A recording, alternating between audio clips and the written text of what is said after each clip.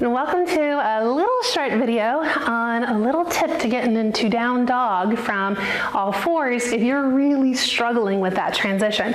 Because I know when I was progressing through the beginning stages of my yoga practice, this was one I could not do. I could not get from tabletop to down dog, no matter how many times I tried. I always kept getting stuck. And so I had to get really creative with figuring out my body and how my body works and different things that might just help me to get up into the air. So if that is also your story and something that you have struggled with, I hope this video helps you. All right, so what typically happens with down dog is that you start in a tabletop pose. So you have your hips over your knees, you have your shoulders over your wrists, and you're told, because you have the backs of your feet on the floor, to curl your toes under, which means to go like that.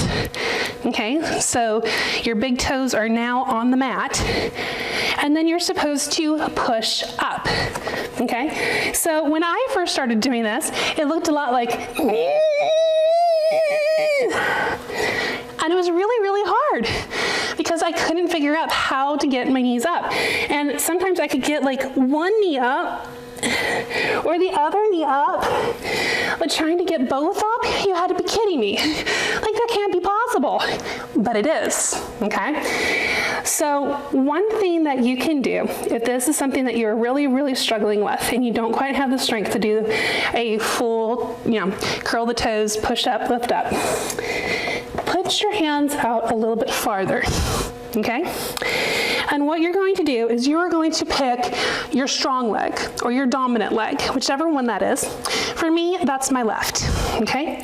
So what I did is I relaxed my right foot, and then I picked up my left foot, and I put the ball of my left foot and my toes on the mat. So it was in sort of that foot position that you would need for downward dog, okay?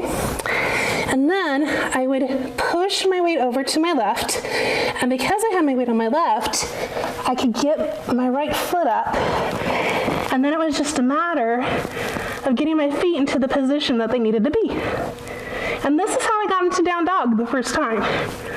And I remember my teacher cheering and being so excited, and then me realizing, oh no, I don't know how to get down. And so we had to work on slowly lowering the knees. Okay? So if you are getting stuck with down dog and this whole curl under and lift is not in your practice yet, see if you can do it one leg, shift the weight at a time. Okay. And there's my little trick for getting into down dog. I hope it helps.